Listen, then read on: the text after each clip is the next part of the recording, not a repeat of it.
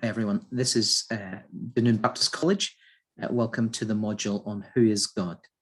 I'm Reverend Dr. Alan Wright, and this is the second in our Basics of Faith modules. What we're trying to do with this module is help people really understand the God they believe in.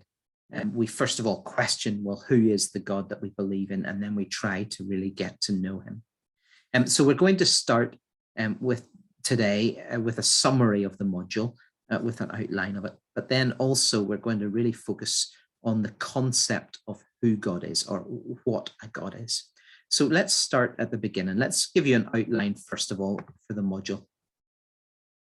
So this week we're going to think about the concept of God. What do we mean by God? And what do we expect to understand about, or what are we trying to investigate? Then we'll consider the God of the Bible. We'll look at his attributes, the pictures he gives to describe himself, how he describes himself as the Father, the Son, and the Spirit. And then we'll look and see if that matches with the evidence of what we see in our world. Is that the kind of God we see in our environment around? And then we'll finish with looking at how we can know that God better. So that's our module as a whole. This, like the following modules, has two assignments if you want to complete the module. One of those is a written assignment, an essay, and one of those is an oral presentation. There are 11 topics you can choose from, one really for each week of the module. They're on the syllabus notes on the website. So if you go to the attendees section of Dunoon Baptist College, you'll see the syllabus notes there and under module 2. And the 11 different topics are there. You can choose any two of those and do an essay about one and do an oral presentation about the other. We'll hear those oral presentations on week 12 of the module. So that's what happens at the end. We hear people's different presentations on the last week.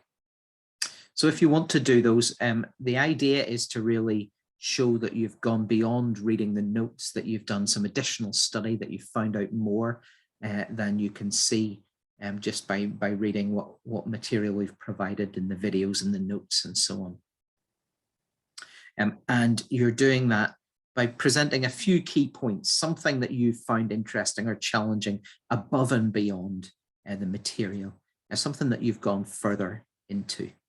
If you need some help with that, keep in touch with me and I can help you with maybe some of the books that might show you extra ideas, or some of the possibilities for some of the subjects, or just how to write and how to do a presentation.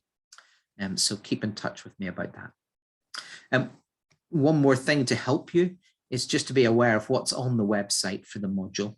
The notes are there from week 1 right through to week 11, and the syllabus, they're all there laid out so that you have already got the outline of the module and the material there. And then each week we'll put up the video. The video will be available with the module like this to help you walk through the notes and to think about each part of it. Alongside that, these PowerPoint presentations will be alongside the videos. So again, it keeps you following and you'll be able to follow that through. As I've said, on the notes on the first page, under the syllabus notes, you'll see the assignment topics and some additional reading. Some of those are books that are available on the web. Some of them are books that we have in the church or that are available to purchase online. Just other things. There are many things that you can find to read, but showing that you've studied more takes some additional reading. So that's the outline of the module. We're going to study who God is, and then we're going to think about how to know him at the end. So if there is a God, we need to start at the beginning. Let's not assume that we know or that people are in agreement. There are many people that will tell you they believe in God. They might even tell you they're Christians who believe very different things about who God is. And so we need to start at the very, very, very beginning. I don't want to assume that people know what the Bible says or or where we're coming from. I want to start even with the concept of God. One of the problems we have as Christians is we say, do you believe in God? And we assume they know which God we mean.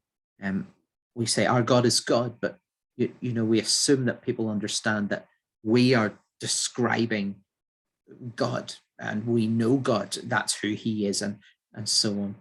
That's a jump too far for many people. People have very many different world views and very many different ideas about God. So we need to start with the concept of God. What do we mean when we say the word God?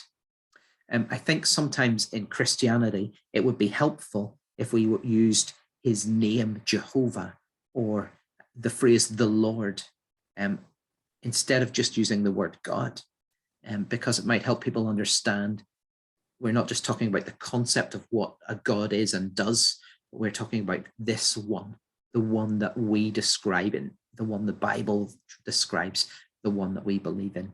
So I don't want people to assume, and I want us to think through that. Who is God, and what do we mean when we say God? So I'm going to ask you the question, and I want you to pause the video and think about this question. I'm not going to sit here and stare at the screen, but I want you to pause the video and think about the question. And the question is this: what do we mean by the word God? What must that being be or have to be defined as such? Essentially, when you say, I believe in God, what do you believe in? Or if an atheist says they don't believe in God, what is it they don't believe in? So I want you to pause the video and just think through. If you're in a group, discuss it, have a conversation about what it is that we believe or that you understand about saying there is a God. What is that? What are we saying there is? And what attributes or what design or what is it we're saying exists? Okay, so I'll get you to pause the video for a moment now. So I assume, having discussed it, the first thing that you'll have thought of is that a God is something bigger, more powerful, more over everything, stronger, in control. Along with that, an element of design and creation, that this God creates things, right? So if we say we believe in God, we're saying we believe that somebody created everything. Somebody is over everything. That kind of power and magnitude and strength and creativity is part of what we're describing as God. The other part is generally some measure of control over what is going on, a plan for life and some control over what is going on. So if we simplify it, we're saying that if we believe in God, we believe there is someone who is bigger, who is powerful, in some cases immortal and eternal. Not in every case. When people believe in gods or God, they may not believe that he's immortal or eternal, but in general, longer lasting and bigger and more powerful than we are. On top of that, the God or gods create things, create life, make things happen, and have a plan and have some measure over control. And although that seems a simple enough concept, it is quite a big idea. Until 150 years ago, everybody assumed there was a God. You know, the idea of atheism wasn't really a question. The question was, which God is really God?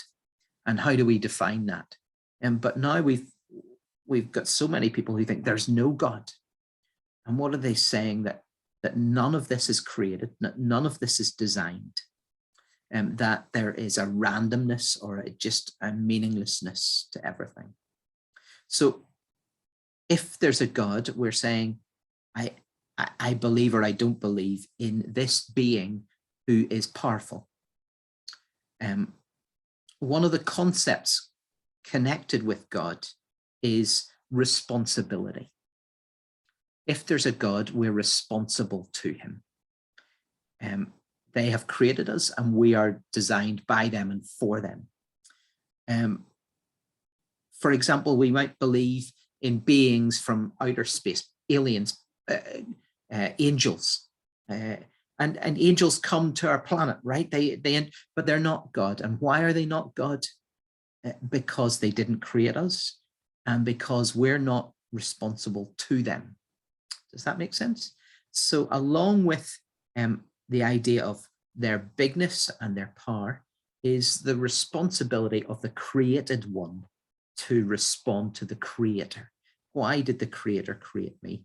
What is it? So I suppose the simplest picture of God is creator. On top of that, it's the creator and sustainer of all that is. So the first question is not who do we think is God, but do we think there is a God? Do we think someone created all this and sustains all this?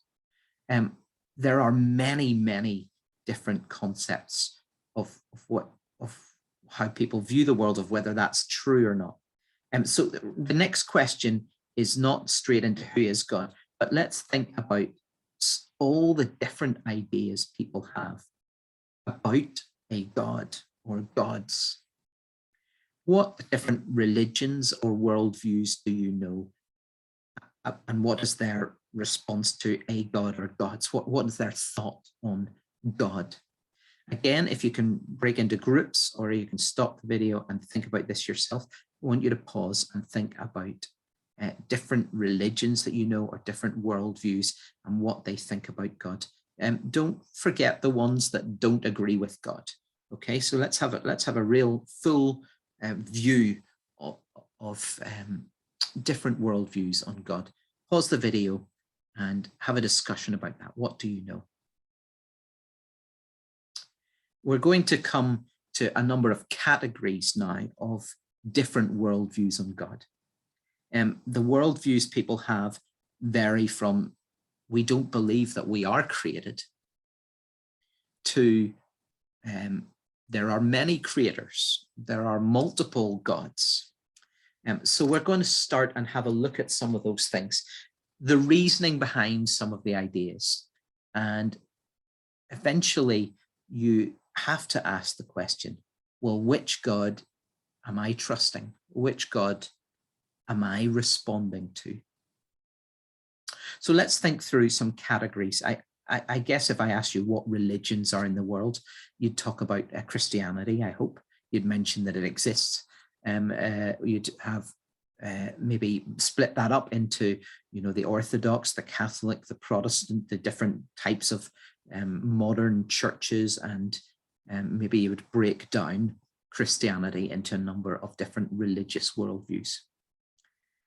You then would have some of the other big world religions, Islam, Judaism, Hinduism, Buddhism is a worldview. Whether it's a religion or not is disputable, but it's most definitely a worldview. Shintoism in Japan. There are many small religions. If you go to tribes in many countries that are not so mixed up with the rest of the world, almost all of them will have some concept of God or gods, whether they worship the mountain on nearby or the sun or a wooden idol or have some picture of how we worship God. The religious worldviews are vast, and we'll split them. We'll not try and understand every single religion, but we'll split them into categories of religions to try and think through what they think about God. And we'll come up with, well, where do we stand? What do we think about God later in the module? I want you to, first of all, just be aware of all the views that are out there. So let's start with the polytheistic religions. If you know anything from the Bible, many of the neighbors of Israel had gods, plural.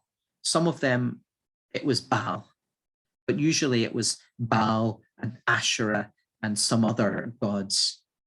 The Babylonians had many gods. The Greeks had many gods. The Romans had many gods. And the Egyptians had many gods. So traditionally, there are lots of religious groups in lots of these countries that had multiple gods. In modern day, it's not gone. The Hindus have many gods. And Hinduism itself has a uniqueness in that they include a lot of what we'll come to talk about later about spiritual essence and reincarnation and things that are not really about gods so much about spiritual deism. We'll cover it later. But you have these ideas that there are many gods out here. The question is why? Why do people think there are many gods? And I think a lot of it comes back to tension, conflict, brokenness, and sin. That there's evidence that the world is not in harmony. One of the biggest questions for monotheistic religions one of the biggest questions is, why, if there's one God, is there not harmony in the universe? Why is it not all good? If one God's in control of it all, then it should all fit together. It should all be harmonious. And we see the tension. You could see it in the way that these nations reacted with one another early on and still today. You know, my God is better than your God, and they start a war. They don't say it's over their gods. It's over land. It's over money. It's over possessions. It's over women. It's over ownership of life. But essentially they're saying, well, my God beat your God. We won, so our gods must be the true gods. So you have this conflict and tension at the root of most polytheism. I think the idea that there's many gods is this idea that there's a constant tension in the world, and that's where it in a way explains a little bit of what we see. But it fails in conceptually to describe what we see on a number of levels. First of all, the conflict makes us no more than pawns in a game. If this is a war between a bunch of gods and they use us to fight each other to show who is the real God, we are no more meaningful than pawns in a game. If you're playing chess, you're moved by the player into battle and you die, and that's it. And these are pieces to be used. And conceptually, that doesn't fit with our understanding of our value or our integrity or our meaning. And I guess the majority of those polytheistic religions have gone, whether it's the Celtics or the Norse or the Roman or the Greek or the Egyptian gods, because they realize this constant battle does not match what we see, and it leaves us without a victory. It leaves us with questions, not answers. Another issue is just conceptually, if there are many gods, there are not many gods. You look at most of these religious polytheistic nations, and one God creates the others. In Egypt, it's the sun god. He creates the rest of them. If you go to the Norse gods, it's Odin, right? You've got Zeus. He is not just one of the gods. He's king of the gods. He's the god over the gods. Essentially, if one of them creates the others, then they're created. They are not gods. One of them, the things that suggest they're gods, is that they are immortal, that they are impossible to kill. But at the same time, they are warped, and yet they are subjugate to one of them. In the end, only one of them ends up being God. And I think the evidence for the victories of different gods, whether it's Poseidon, the god of the sea, or Thor, the god of thunder, we've started to understand the concepts of thunder and ocean much better. And we realize this is not a god, it's part of a planet. It's part of the way our system works and part of our ecosystem. And then people come back to understanding that there are not a God in charge of this and a God in charge of that. But one of the reasons people like polytheism is the fact they can pick and choose which God to go to at different times. They can get the best of all worlds, almost like sometimes the gods are responsible to them. It does allow us to negate some of our responsibility as well, because if that God wants me to do this and this God wants me to do that, well, then I can choose what I do. And it shows not that I don't care about the views of the gods, but that there are different views amongst the gods. I struggle with the concept of there being a lack of integrity in a God. If a God creates all things, then he knows what it's all for. He knows what he's doing, right? And the problem is that when you've got multiple gods, they don't know what they're doing. There's chaos and there's disorder. Now, I see that tension in the world, and it's a question for monotheistic religions like Christianity to explain that conflict and tension. But polytheism in general leads to chaos and a bunch of issues related. Maybe I'm oversimplifying, but if the gods don't know what they're doing, how are we supposed to know? And in a way, it allows us to release some of the responsibility from ourselves. So then we'll move on to the monotheistic religions, mono meaning one, and theism being God, so belief in God. So monotheism is the belief in one God. And the most common three are Christianity, Islam, and Judaism.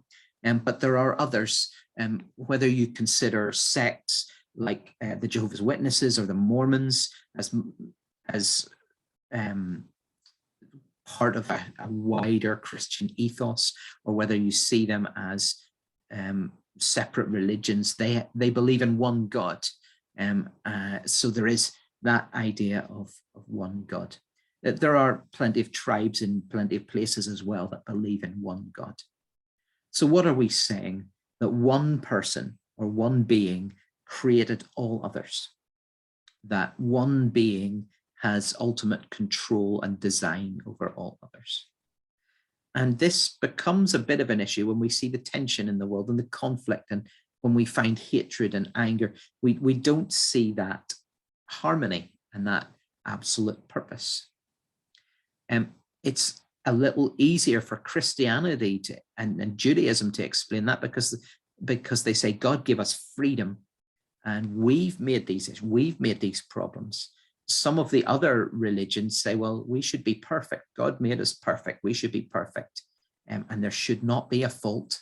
And therefore conflict becomes very difficult to explain, except to say, but those are bad people, until we find it in ourselves.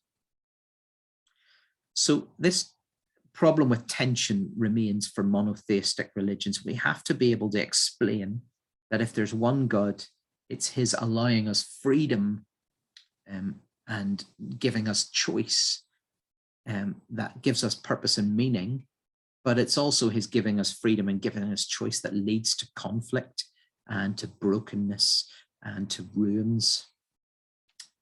But the good thing about monotheistic religions are, in particular, that if God made you, he made you for a reason.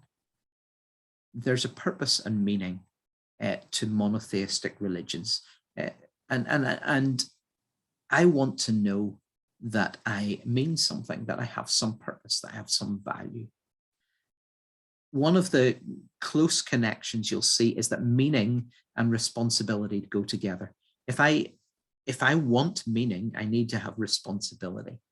If God made me for a reason, then I'm responsible to meet that reason, to live up to that. If I don't have the responsibility to live up to that, then what's my meaning? I'm just a thing. And so responsibility and meaning go together. If that's the case, then when we pick and choose our responsibilities, we're trying to pick and choose what we mean. So monotheism is a simpler concept, but in a way harder to live, because monotheists must be totally responsible to the God that they believe in. That God defines their right and wrong and their sense of direction and purpose and meaning. It's simpler, but it's harder to live up to. Let's move on to talk about spiritual deism. I suppose if you've watched films like Star Wars, you've got the Force, and there's a dark side and a light side. The idea of dualism, D-U-A-L, as in duality. Dualism is that there's a good side and a bad side, and they're warring against each other. It's essentially the most basic of all polytheistic religions. There's a good God and a bad God, and they're fighting against each other. In spiritual deism, we're saying there is a spiritual force, which is a deity. The force of God is in life and in everything, essentially giving life and objects and physicality and everything the meaning of God. However, the issue with that is that it's not really God. There is no creative power, and there is no control. There is no authority. There is no majestic power. It's just an essence that flows. And what we find with spiritual deism is this idea of karma. If you do the right thing, you get the right thing back. If you look after Mother Nature looks after you. Or if you look after the universe will send good vibes to you. And the idea of deism is that essentially there is a bit of God in everything, and everything will work out well. The issue with that is that the meaning and purpose of everything is gone again. We don't know why we're there. If we do good and don't do good, does it really matter? It will all work out in the end. Is any of it particularly real? The idea of karma is a complicated one for people to believe. I don't understand how people can see the world and still believe in karma. Good things happen to good people, and bad things happen to bad people. Not in my experience. In my experience, good things happen to everyone and bad things happen to everyone. In fact, sometimes the best people have the hardest lives, and the worst people seem to have the easiest lives. And one of the psalmists, Asaph, says, Psalm 73, I look at the world, I see good people struggling and horrible people getting rich and having an easy life, and they don't care what they do, and they wreck everybody else, and it doesn't matter. And he said, I almost lost it until I entered the sanctuary of God, until I understood about God and the final destiny of everything. And he says, without a concept of God being in control, good things don't happen to good people, and bad things don't happen to bad people, unless there's a God who's got an eternity where these things will happen in eternity. But there's so much mess in the world that I struggle with even the thought of karma. Anyway, back to this idea of deism. You're saying that an essence exists in everything that feeds life and makes it good, and will bring about the right things in the end. Reincarnation is the idea that you keep going, keep getting a new life until eventually you fulfill your meaning and destiny. But it's all empty. There's no solidity. There's no eternity. There's no plan. There's no creation, really. It's just constant movement. And it leaves a lack of there being a God, really. It's not under control. One of the things that people appreciate about it is that you're not really responsible. You're responsible for you. Nobody else is responsible for you. As long as you're trying to be nice, sure, that's good enough. that doesn't fit with experience. So those are some of the religious ideas, but there are other worldviews that are not religious. More and more, it's assumed now in the UK that people are atheists. It's taught as if there's a fact that science disproved God. And so atheism, again, as we said, polytheism, poly meaning many, many gods, monotheism being one God, and atheism being no God. If you are an atheist, you say there is no God. I can understand the appeal of that, because what you're saying is, I will not be responsible to anyone. Nobody created me, so I do not have to submit to or be ruled by anyone. I have no deity that I am responsible to. But what it leaves is hopelessness. Essentially, you're saying, well, if I didn't come from a God, if I wasn't created by God, I came from sludge, a sludge that became an amoeba that became a worm that became a lizard that became a cat, or a frog that became a cat, that became a monkey, that became a human being. And then I die and I go back to just being dust anyway. Essentially, it's saying, I come from nothing, I'm going back to nothing, therefore I'm worth nothing. And atheism's end is essentially no morality. And that's the problem the government are getting to now. If you throw out God, you have no morality. So you can't tell people what is right and wrong. You can't define it. And we end up with chaos. You end up with a whole lot of hopelessness, because you're saying to people, essentially, if you're enjoying life, good, enjoy it. Do whatever you feel like to enjoy it. And if you don't enjoy life, we'll just end it. It's not really very helpful, is it, atheism? And yet that's assumed in so many spheres of influence. Now with it, sometimes there's the concept of evolution. It's assumed that atheists are evolutionists and evolutionists are atheists. It's not always the case. But evolution is this idea that there was evolvement. And now there are things that do develop, change in small ways and develop.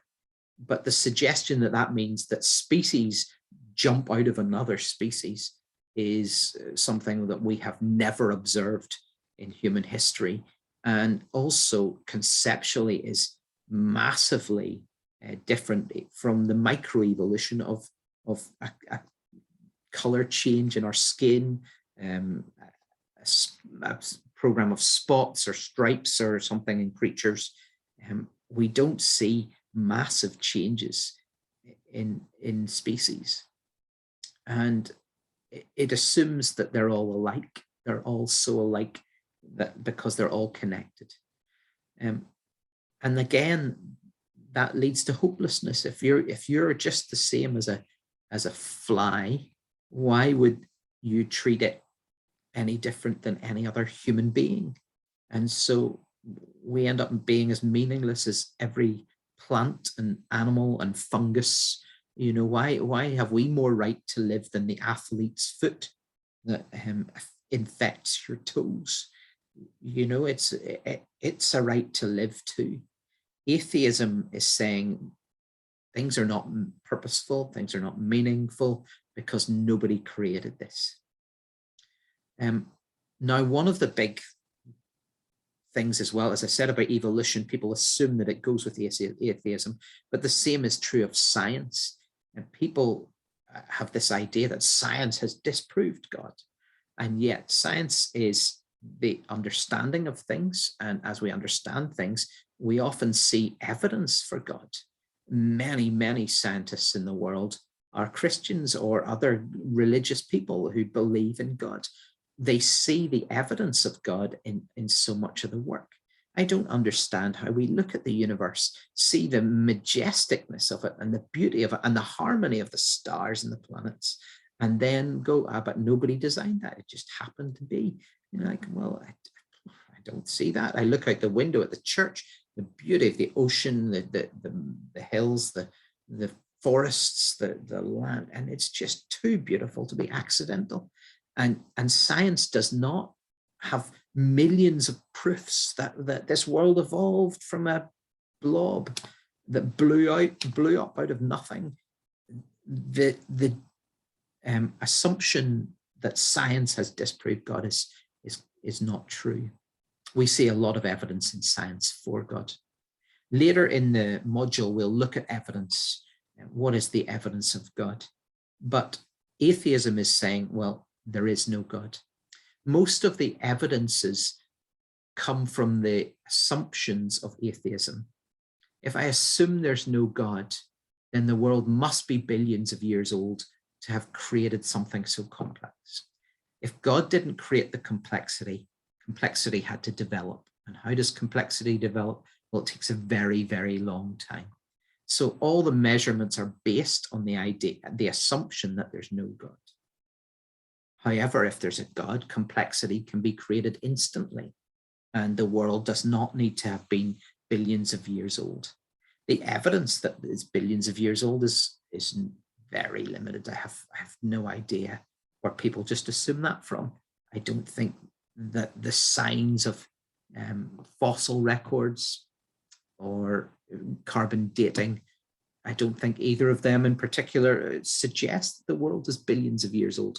Both of them are massively affected by pressure, by temperature, by flooding, for example. If the world was flooded, and then it completely changes how they respond.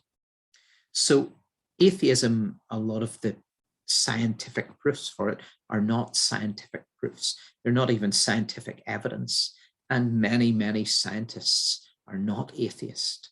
And so the assumption that those two go together is also false.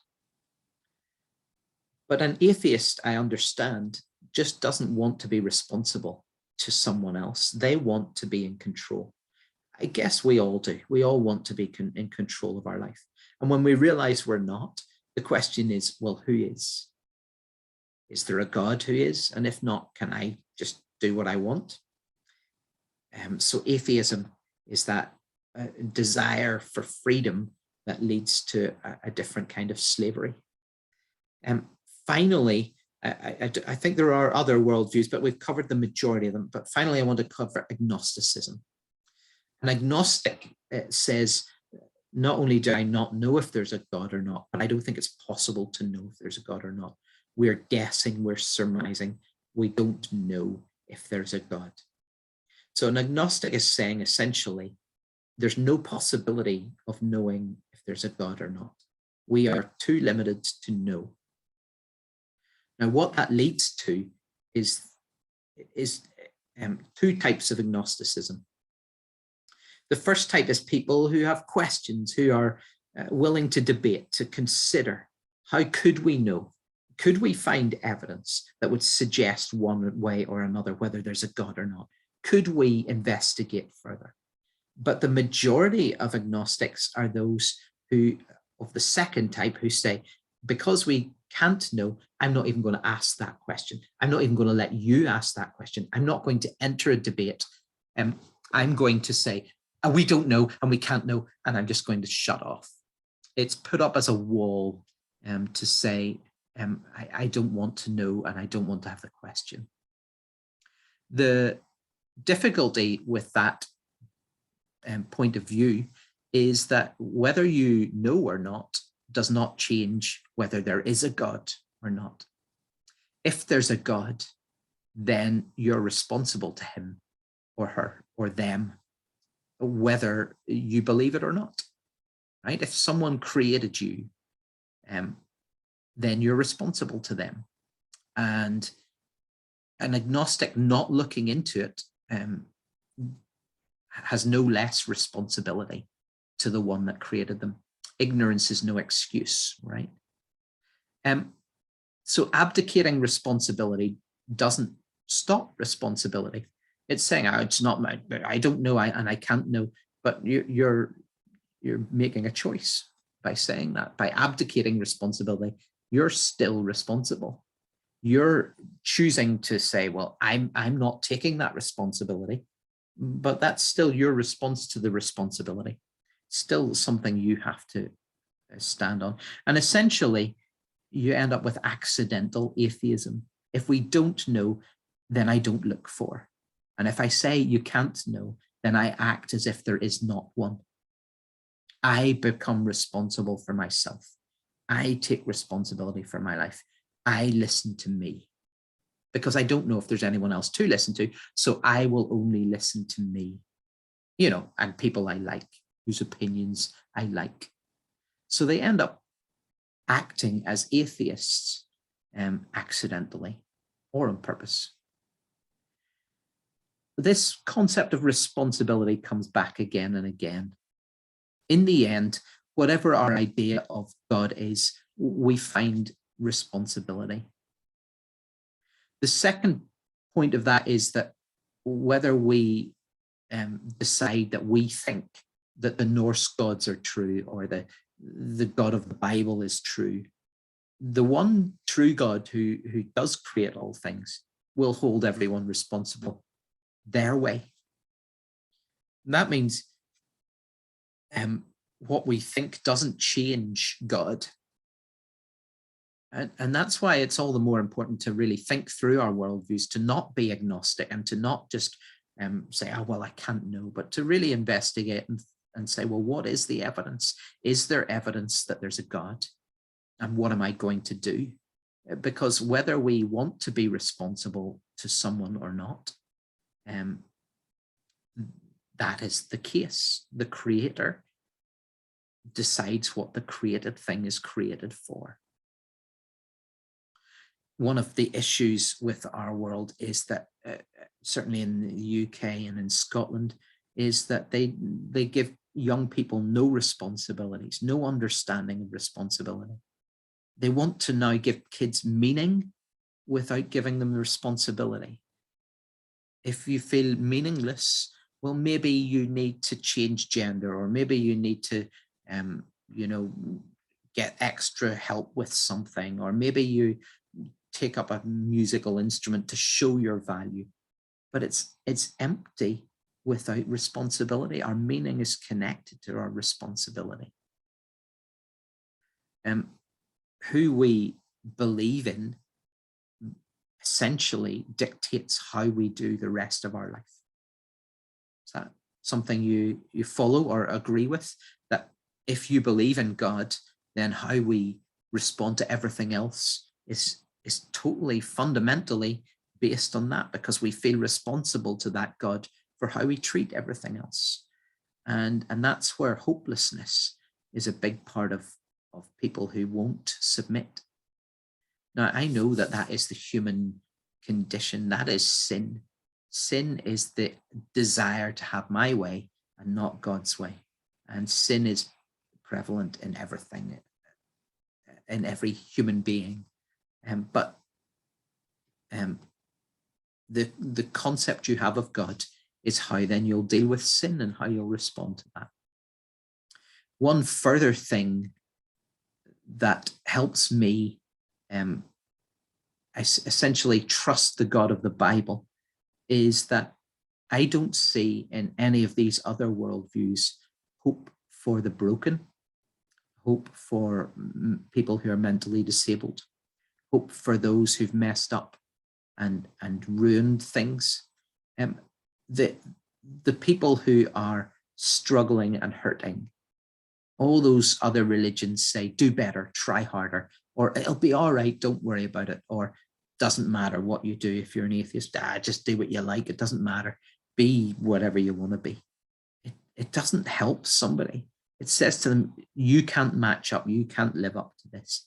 And yet we see in the God of the Bible someone who values everyone he made, who loved them enough to die for them. Now, we'll come on to the God of the Bible later on, but the concept of God has to be true for everyone. And whether we think one thing or another doesn't change what the truth is. And one day we will all be responsible to whatever God there is. And if I am wrong, I will still be responsible, not to the God of the Bible, but to whoever is God. Now, that's why I want to be very careful in looking at the evidence. That's why I want the God I know to be loving, because I hope that's true, and so on. But who God is comes after the very basic question, is there God? So before we can say who is God, which God is God, we have to start with, is God? Is there a God?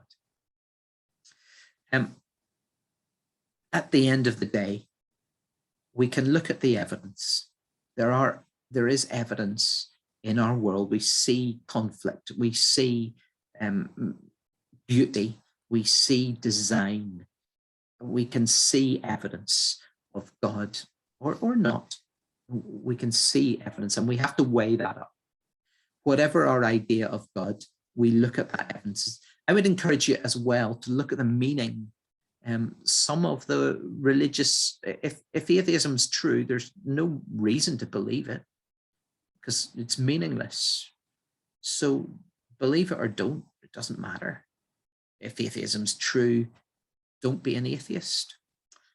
I know that sounds strange, and it's not my argument for believing in God, but meaning is part of our decision making, and when we decide who we're going to follow.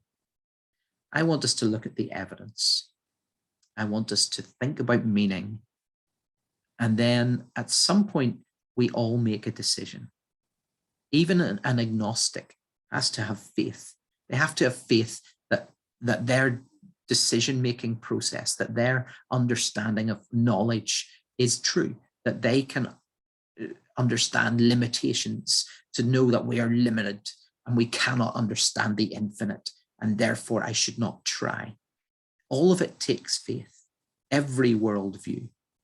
So we try and base our faith on evidence and meaning, but at some point we all make a decision. And I hope that we make a decision that leads to the right God, that helps us find the God who is there and helps us realize who God is. So what we're going to do, the next step in the module, is not to look at the evidence, but to outline the God of the Bible, who he says he is, how he describes himself, what the evidence in the Bible is, what the pictures in the Bible are, and then ask the question, does that match with the evidence? If we start with the evidence, then we can manipulate our God to meet the evidence, right? So we see conflict. So my God is a God who likes conflict, right? We meet the evidence. But what we should do is lay out what the Bible says. And if you want, you can lay out what other gods say, and then see if it measures up with the evidence. See if it measures up with the evidence in the world. I hope that we are trusting the true God. The evidence I've seen is that there is a God, that there's too much beauty, too much meaning, too much purpose and design in the universe for there not to be a God. But at some point, I have to have faith. I hope that our faith is in the true God. So next time we'll look at the God of the Bible. We'll start considering who he is, and then see if the God of the Bible matches up with the evidence. I hope that's encouraging for you.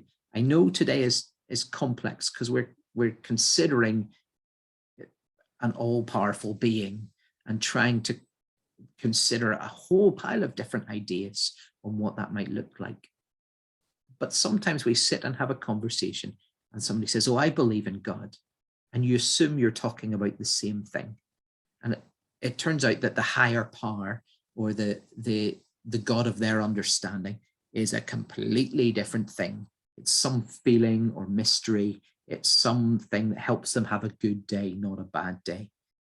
Something they pray to that is a feeling in, right? Let's be clear. What do we mean by God? And then we can discuss who he is. I'll leave you there. Thank you.